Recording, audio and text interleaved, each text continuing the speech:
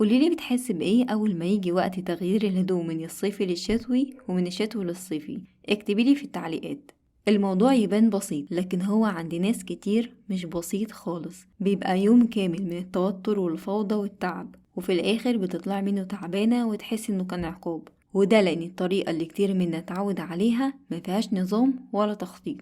لكن خليني أقولك إن تغيير الهدوم ده مش مجرد ترتيب، ده تدريب للمخ وإعادة تنظيم لحياتك كلها، وأداة مهمة جدا لتفريغ الطاقة السلبية والتوتر والقلق، وده لو استخدمتيه صح وعملتي إعادة برمجة في مخك للمهمة دي علشان تتحول من مهمة مسببة للقلق والتوتر لأداة لتفريغ التوتر والقلق.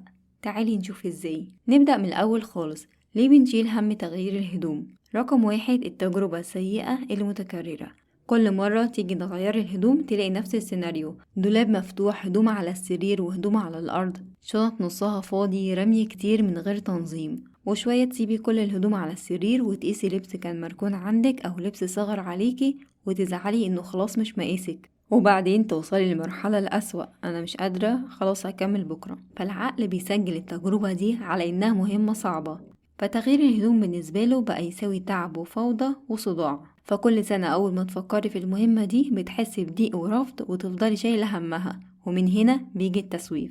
تاني سبب، الدماغ ما بتحبش الفوضى. لما البيت يبقى مكركب حتى لو اللحظات، المخ بيترجم ده على إنه خطر وضغط، فنهرب ونتعصب ونتوتر، وده اللي بيخلينا نشيل هم صغير لحد ما يعمل قلق كبير، مع ان ممكن المهمة دي تاخد بالظبط 10 دقايق وتخلصي منها، لكن للأسف بتفضلي شايلة همها وهم غيرها لحد ما الموضوع يكبر وتقفلي خالص. تالت سبب، إحساسك إن المهمة كتلة واحدة. انتي لو بصيتي على اليوم كله كأنه جبل مش خطوات، طبيعي انك هتهربي وتمسكي التليفون بالساعات، لأنك شايفة جبل قدامك مش خطوات عملية بتنفذيها بسلاسة. ودلوقتي نيجي لتاني سؤال مهم، ليه تغيير الهدوم يعتبر تطوير ذات؟ وده لأن ترتيب وتنظيم الهدوم بينشط خلايا المخ المسؤولة عن حل المشكلات والتفكير المنطقي، وده مش كلام تحفيز، ده علم. تعالي أقولك ازاي. رقم 1، الفوضى بتعمل ضوضاء ذهنية وبتقفل مناطق التفكير.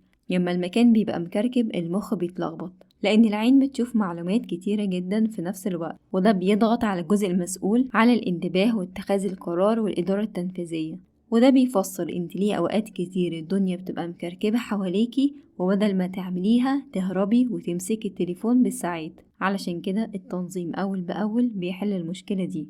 رقم 2، وقت التنظيم المخ بيعتبره تدريب عملي على اتخاذ القرارات، وانتي بترتبي الهدوم بتعملي أهم 3 خطوات بتنشط العقل جدا، زي انك بتاخدي قرار هتتبرعي بإيه وإيه اللي هتتخلي عنه وإيه اللي هتشيليه. رقم 2، بتعملي تصنيف شتوي، صيفي، لبس بيت، لبس خروج. رقم 3، بتعملي ترتيب منطقي، اللبس ده هيتحط هنا وده فوق وده تحت. فالعمليات دي هي بالظبط نفس العمليات اللي بنستخدمها لما نحل مشكلة في حياتنا أو شغلنا، يعني انتي حرفيا بتدربي مخك على حل المشكلات من خلال ترتيب الهدوم.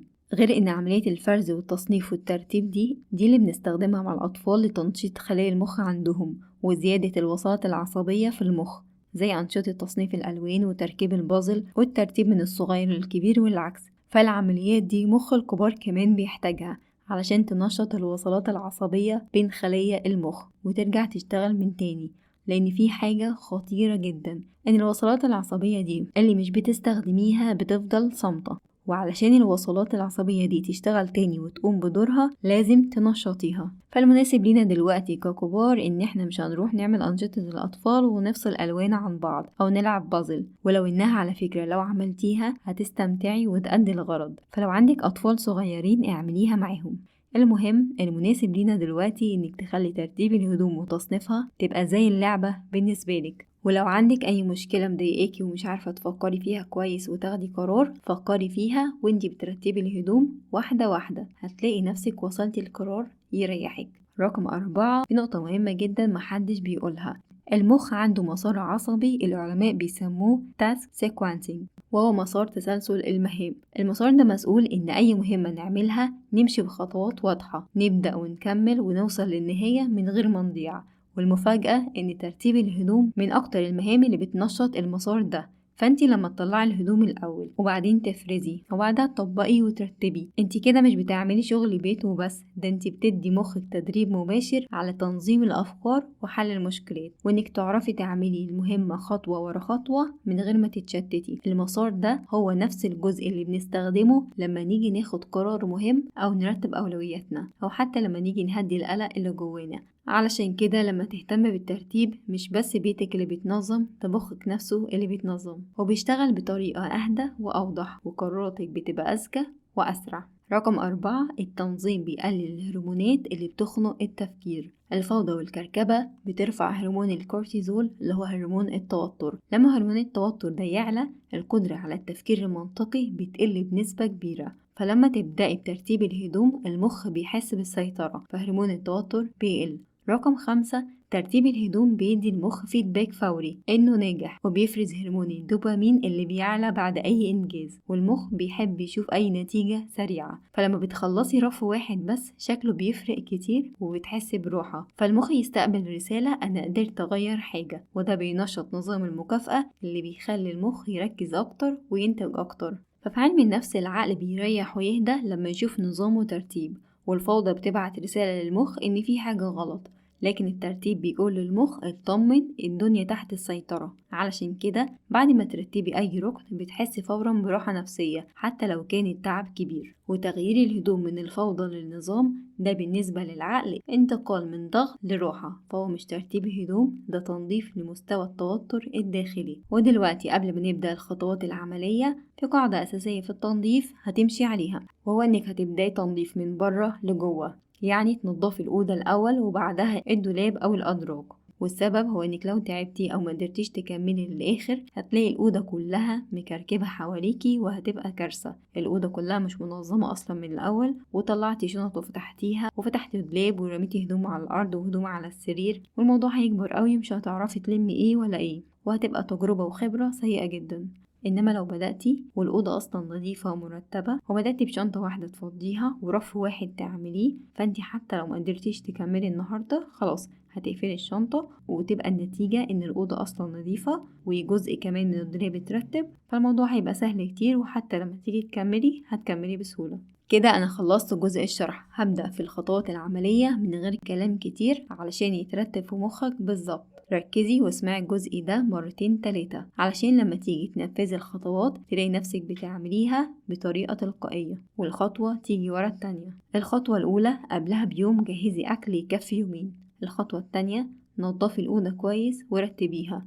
الخطوة الثالثة حضري سبت غسيل و3 شنط بلاستيك كبار، وهتقسميهم السبت للهدوم اللي صغرت وهتنفع أولادك الأصغر، هتحطيهم في السبت لحد ما تفضي شنط التخزين وتحطيهم فيها على طول، و3 شنط بلاستيك كبار، شنطة للهدوم اللي هتتبرعي بيها، وشنطة هدوم للقرايب، وشنطة للهدوم المستهلكة اللي مش هتنفع أي حد وهتترمي. الخطوة الرابعة هاتي شنطة اللبس الشتوي، شنطة واحدة بس، لما تخلصيها تنزلي اللي بعدها. الخطوة الخامسة طلعي اللبس الشتوي قطعة قطعة. القطعة اللي هتستخدميها طبقيها ورصيها على السرير بنظام، وصنفيهم، خلي البيجامات مع بعض والبناطيل مع بعض، ولبس الخروج في صف تاني. القطعة اللي هتتبرعي بيها حطيها في شنطتها على طول، واللي مستهلكة وهتترمي في شنطتها، واللي هينفع أولادك الصغيرين تحطيه في السبت على طول لحد ما تفضيله شنطة لوحده وتكتبي عليها من برا علشان ما تنسيش. الخطوة السادسة شيلي الهدوم الصيفي من الدولاب، ونفس الكلام كل قطعة في مكانها، اللي هتتخزن هتشيليها في شنطة التخزين، واللي هتتبرع بيها في شنطتها، واللي هتدي القرايب في شنطتها لحد ما تخلصي الرف الأول كله.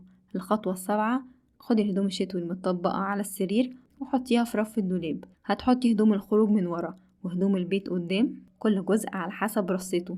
الخطوة الثامنة كل الجواكت تتعلق في شماعات، وممكن كذا جاكيت في شماعة واحدة علشان تكفي وتوفري في المساحة. الخطوة التاسعة شيلي الشنطة اللي خلصتيها وحطيها في مكانها، خدي 5 دقايق بصي من البلكونة والشباك وخدي نفسك شوية واشربي مية وارجعي كملي، ونزلي الشنطة التانية وكرري نفس الخطوات اللي فاتت. الخطوة الأخيرة المهمة جدا، بعد ما تخلصي بصي للدولاب بعد ما تنظم، خدي نفس عميق وقولي لنفسك المهمة بقت أسهل بكتير، زي اللعبة بالظبط. كل ما هتشوفي الدولاب وهو منظم ومترتب هتحسي براحة نفسية كبيرة وسعادة، علشان المخ بيخزن الإحساس ده في الذاكرة، ولما يجي وقت المهمة تاني مش هتلاقي أي مقاومة تاني وهتعمليها بكل سلاسة. لو وصلتي معايا لآخر الحلقة فده معناه إنك فعلا عايزة تغيري حياتك وتخلي كل شغل البيت أسهل. بوعدك إن تغيير الهدوم السنة دي هيبقى تجربة مختلفة تماما، ولو مشيتي على الخطوات دي هتلاقي نفسك مش غيرتي دولابك وبس، لأ ده انتي غيرتي طاقتك كلها. الحلقة الجاية مهمة جدا، وهو إن ازاي تديري بيتك وقت الامتحانات. ما تنسيش ادعميني بلايك وشير واشترك في القناة. شكرا ليكي.